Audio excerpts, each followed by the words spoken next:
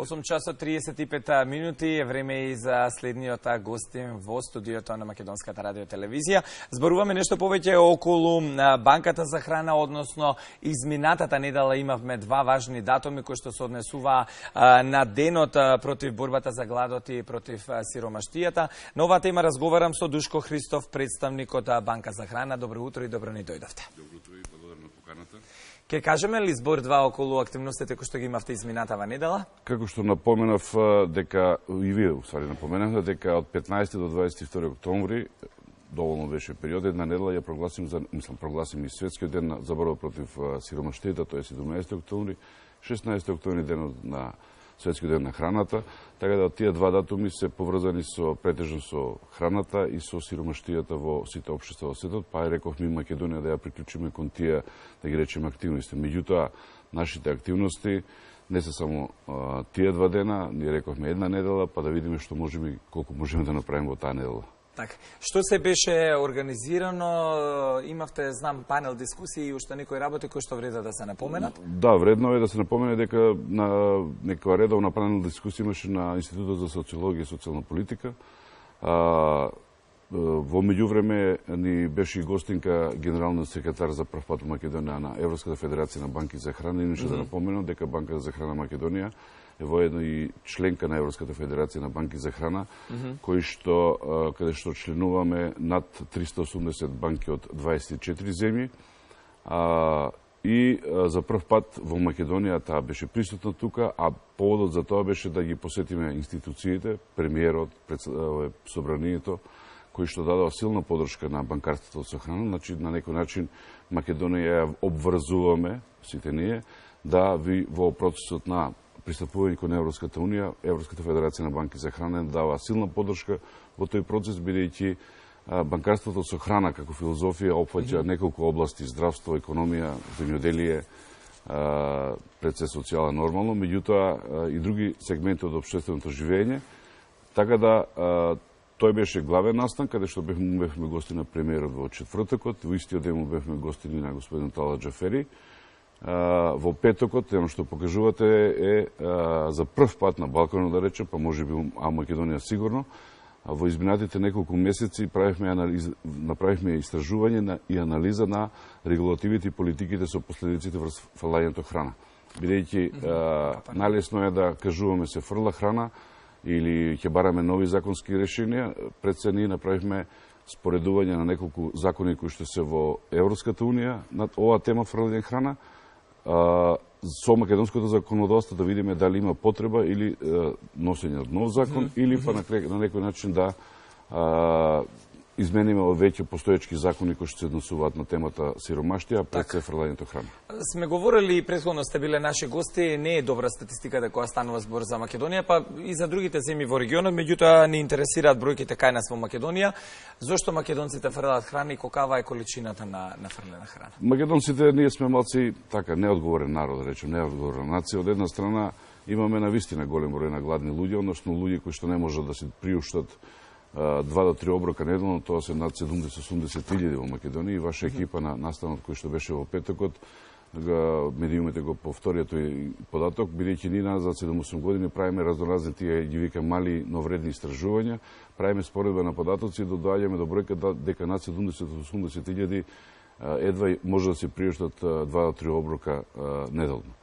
А од друга страна фрламе храна колку еден просечен град во Република Македонија да се нахрани. Тоа се значи околу 15 до 17 илјади домаќинства. Тоа е еден страшен податок кој што не е така розовни во рамки на Европската Унија. Тамо се фрлаат негде околу 88 илјади тони храна.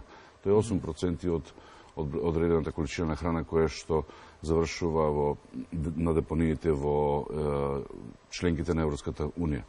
На тој начин, предпоставам, беше и оно, да, гостувањето последниот пат беше кај вас во јули месец, кога лепевме плакати на контењерите и велевме дека контењерот ни збори на нас, дека јас јадам подобро од 60% од децата во Македонија, што податок како таков и не е далеко од вистината. Кога станува збор за навиките, може би тие е многу тешко да се сменат, меѓутоа тука сте вие, тука се медиумите, сето тоа постојано да го промовираат, да го рекламираат. Се смени ли нешто според вас во изминативе неколку години, досегашен труд, работа, проекти, панел дискусии, соработници, институции, вклучени влада Европска унија во Македонија, се смени ли нешто во однос на свеста и совеста кај граѓаните? Овој проект ВСС ефект е подржан токму од Европската унија, значи тој е прв и единствен проект да Европската унија препозна една таква идеја, една таква заложба, да ние на некој начин пробаме преку разноразни активности во истиот, допреме до оние кои што им треба таа помош, меѓутоа пред се треба да допреме и да ги анимираме оние што носат одлуки и пред се бизнис заедницата, бидејќи таа е таа која што на некој начин ќе треба да ја удоволиме или на некој начин да ја мотивираме да делот на вишокот храна, бидејќи знаеме каде завршува. Истото, на некој начин да укажеме како се начините и принципите на тоа донирање. Од една страна, од друга страна, треба на некој начин институциите да разберат дека тие вишоци храна тоа е глобален проблем, глобална акција. Ако може да се реши во една Италија и во Германија, ние нема да се споредуваме со тие земји, меѓутоа имавме една дискусија со представник на една институција која што вели безбедноста на храната е најопасно. Да, се согласувам, најопасно. Тоа така нема да оди. Да, ќе оди, затоа што ако може да се реши во една Италија, ќе се реши во Македонија.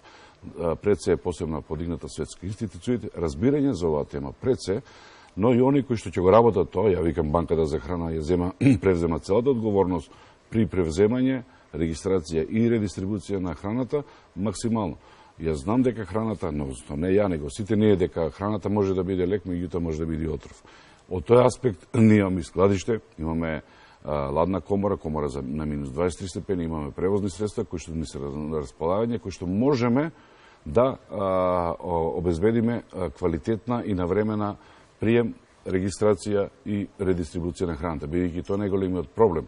Бизнис заедницата во Македонија малце со една доза на недоверба тоа прави, се прашува, па добро, ја донирав храна, каде заврши?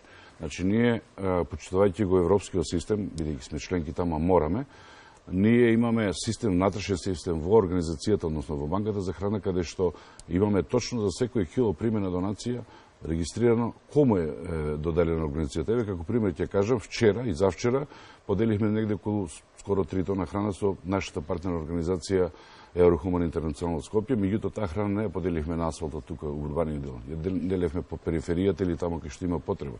Бидејќи веќе скоро 7-8 месеци имаме 50 фамилии кои што ги обезбедуваме со по еден социјален пакет месечно.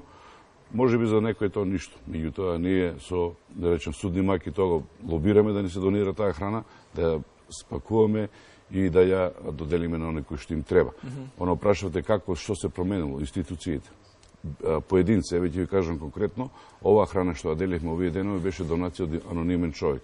Се јавува на телефон, одете во тој маркет, имате подготвено производ за вас. Зошто, господине? Затоа што ве пратам последните некое време, гледам дека сето оно што ќе го добиете го делите на некој што им треба.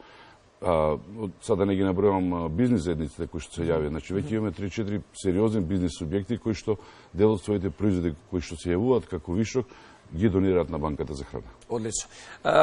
Сосема за на крај моето прашање што е следно, што се следни активности, ве пратам и на социјалните мрежи, знам дека имате многу, меѓутоа тоа да го објавиме. Со јавното комунално предпријатие, јавна комунална хигиена Скопје, ќе имаме едукација по средните основни училици во Скопје, анимираме средби за отварање, односно представување на банкарството со храна, односно имплементација на банкарството со храна, не викам Банката за храна. Во неколку општини ќе видиме Кавадарци, Гостивар, Берово, Пробиштив. Тоа се нашите интенции, да ги мотивираме, бидејќи сиромаштијата на локално ниво.